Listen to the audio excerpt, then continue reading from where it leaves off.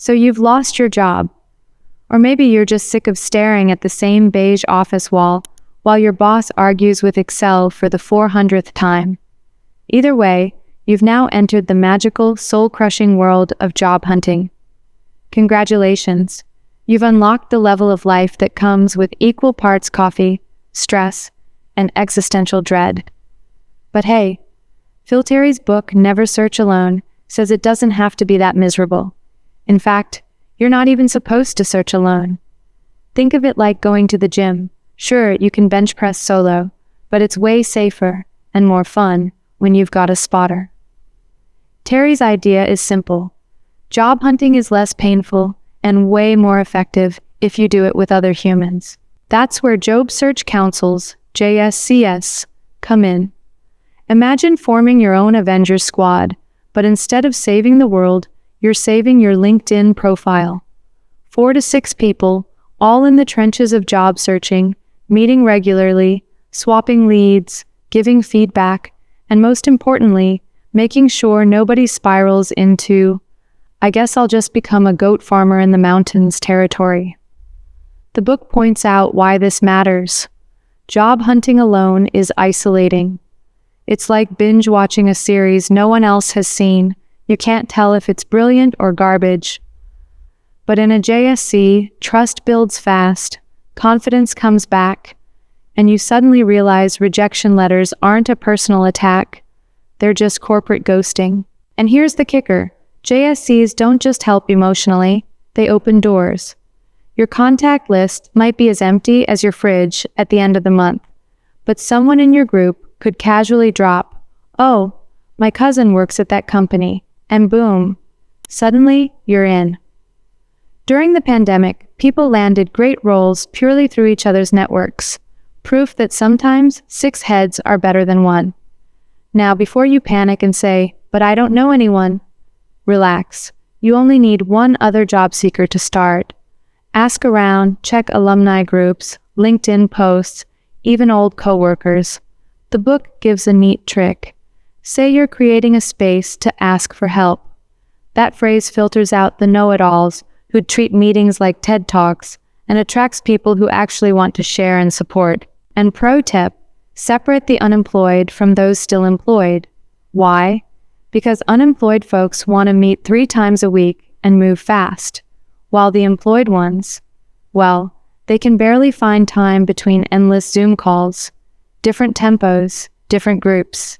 Once your squad is set, meetings are simple, quick updates, short help requests, and then group problem solving.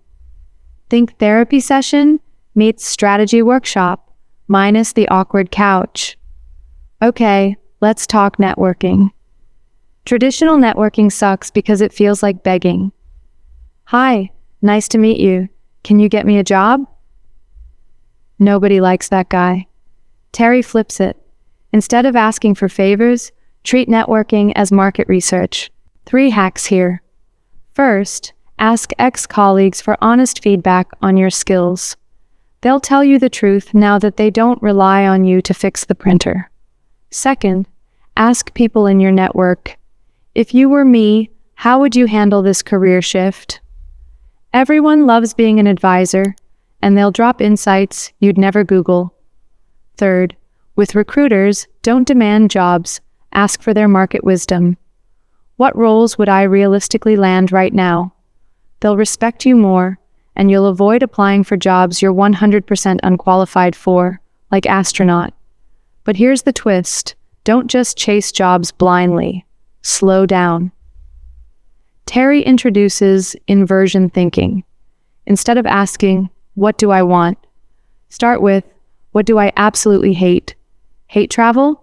Boom, must have, fewer than 3 trips a year. Hate working alone?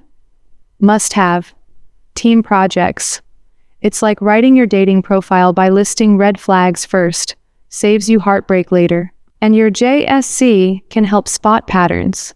They'll notice, "Bro, every job you hate involves Excel. Maybe stay away from spreadsheets." That's real talk that keeps you on track. Now let's talk about candidate market fit. This is where you figure out the overlap between your dreams and reality. Sometimes you want a senior role, but the market says, nah, start lower and build up. Like Robert, a media executive who wanted a Silicon Valley leadership gig. Instead, he took a junior product role, ate some humble pie, and later leveled up into exactly the senior role he wanted. Sometimes the path to the penthouse starts in the basement. And don't forget, while you're evaluating companies, they should also be on trial. Too many candidates are so desperate to impress that they forget to ask, "Do I even want to work here?" Terry says, be a detective. Read between the lines, check reviews, ask tough questions in interviews. And here's a killer move. Show up with a 90-day plan of what you'd do in the role. Instant respect, and also leverage later when negotiating. Speaking of negotiating, newsflash. 83% of people who ask for more get it. Yet most never try. That's like going to McDonald's, being offered a burger and saying, "No thanks, I'll just lick the wrapper." Companies expect negotiation. They budget for it. And with your JSC backing you up, you can research pay scales, role requirements, and even practice the awkward conversation.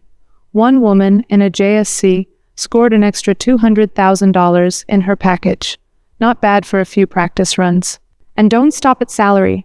Negotiate for tools, training, mentorship, stuff that actually makes your job easier and career faster. Money is great, but having the resources to not burn out in 6 months?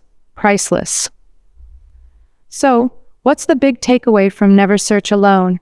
Job hunting doesn't have to feel like wandering a desert with only LinkedIn Premium as your canteen. With a JSC, you get emotional backup, stronger networks, smarter strategies, and way better odds of landing a job that doesn't make you hate Mondays. And since you clearly don't like searching alone, you're watching this channel.